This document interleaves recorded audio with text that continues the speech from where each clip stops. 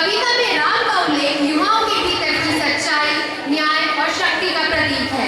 जब हम सबके अंदर में राम जागृत होंगे तो युवा अपने देश, संस्कृति और मूल्यों की रक्षा और उन्नति के लिए आगे आएंगे।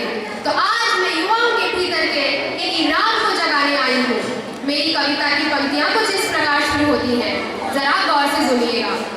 हे भारत के राम जगों में तुम्हें जगाने आई हूँ। हे भारत के राम जगों में तुम्हें जगाने आई हूँ। 100 धर्मों का धर्म एक बलिदान बताने आई हूँ। सुनो हिमालय कैद हुआ है दुश्मन की जंजीरों में, आज बता दो कितना पानी है भारत के वीरों में।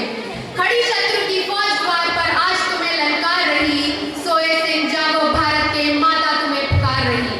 रण की भेरी बज रही, उठो मौन निद्रा त्यागो। रण की भेरी बज रही, उठो मौन निद्रा त्यागो।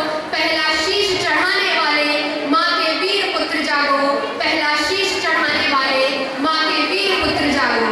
बलिदानों के वज्रदंड पर देशभक्त की भुजा जगे और रण के कण कण पहने वो राष्ट्रभक्त की भुजा जगे। और रण के कण कण पहने वो राष्ट्रभक्त की भुजा जगे। अग्निपंथ के पंथी जागो, अग्निपंथ के पंथी जागो, शीश